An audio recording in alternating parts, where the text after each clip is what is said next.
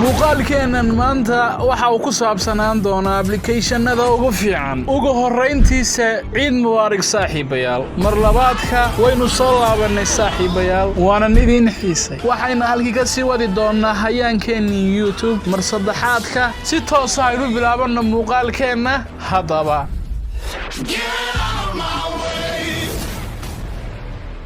haddii aad tahay qof aan jeclayn WhatsApp-ka caadiga ah sababtoo ah inuu yar yihiin featureska ku jira waxaad isticmaali kartaa TM WhatsApp oo ah application kaas oo aad ka helayso waxyaabo fara badan oo aanad ka heli lahayn WhatsApp-ka caadiga ah sida features fara badan tusaale ahaan waxaad ku diri kartaa faylal muuqaalo iyo codad aad u culus sidoo kale abkan TM WhatsApp waxaad ka maamuli kartaa fariimaha statuska iyo waliba gruubyada WhatsApp sidoo kale abkan waxa uu ku ogolaanayaa inaad saarto airplane mode amaba aad ka xidho khadka WhatsApp-kaaga si aanad online u noqon isticmaal TM WhatsApp hadaba waan ogahay inaad jeceshihiin applicationada daawashada filimaanta isticmaal Ocean Stream oo ah application aad ka daawan karto filimaanta qaab free ah application-kan isticmaalkiisu wuu fudud yahay waxaanad ka daawan kartaa filimaanta taxanayaasha documentaries-ka waxaanad ku daawan kartaa quality-ga aad doonto iyo waliba filimka aad doonto xilliga aad doonto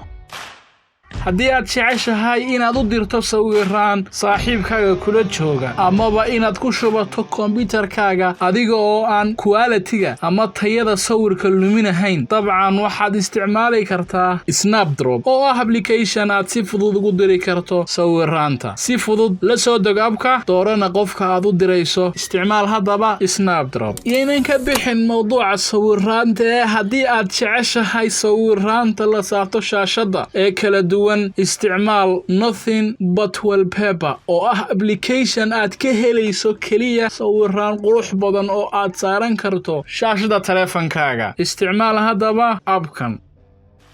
haddaad tahay qof aan jeclayn abka YouTube sababtoo ah inuu leeyahay xayeysiin fara badan amaba featureska qaar ay ka maqan yihiin markaad ku isticmaalayso qaab bilaasha isticmaal Newbipe oo ah application la mid ah YouTube wuxuu dheer yahay features badan sida picture in picture oo aad ku daawan karto muuqaalada adiga oo aan ku jirin abka sidoo kale waxaad ku dhageysan kartaa muuqaalada adiga oo aan ku jirin application-ka ka waran waxa ugu muhiimsan waa inuu application-kan aad kula degi karto muuqaalada qaab offline ah waxa si cajiib ah inaanu application-kani lahayn haba yaraatee waxaysiisa yahayna application furan ka waran YouTube Music waa lacag ma sii ahaan doono hadaba haddii aad isticmaasho VI Music oo ah application aad si bilaash ah uga daawan karto heesaha iyo muusiga kala duwan qaab bilaash ah waxa si cajiib ah inaan lagaaga baahnayn inaad geliso wax akoona abkan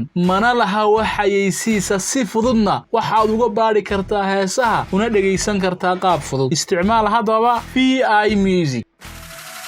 okay hadaba aynu ka nimaadno dhanka applicationada una nimaadno dhanka majaajilada iyo madadaalada waxaan u jeedaa gameska waxaan idin hayaa Stunt Car Extreme oo ah application gaari wadid ah kaas oo aad u wadayso si aan caadi ahayn si fudud waxaad samaynaysaa isrogrogid iyo actions khatar adiga oo urursanaya shilimaan aad wax kaga iibsan karto application-ka dhexdiisa aynu ku noqono dhanka applicationada ee F-Droid application kamida applicationada ugu fiican ee aad kala degi karto apps-ka cusub F-Droid waxaad ka helaysaa applicationo fara badan oo aanad ka heli lahayn Play Store waxaanad ka helaysaa application-ka aad doonto qaab free ah hal midse ayuu ku xun yahay abkani oo ah inaanu lahayn abkani UI ama shaashad qaabeed aan qurux badnayn waxaad si cagsigiisa isticmaali kartaa application-ka xiga oo loo yaqaano Droidify kaas oo leh user interface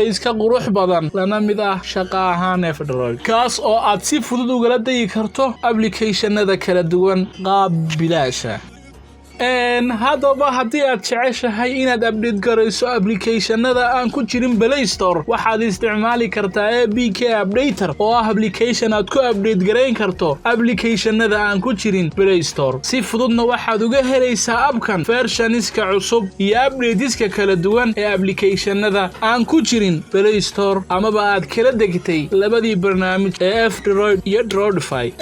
sidaana waxaad ku haysataa 10 application oo ku anfacaya runtiina muddo ayaynu kala maqnayn ugu dambeyntiisa way kan kadib cilado fara badan iyo hawlo igu yimid dartood idan alle halkii waxaynu ka sii wadi doonaa hayaankeenii YouTube hadal iyo dhammaan waa Careef Cabdi oo idin leh ciid mubaarak saaxiibayaal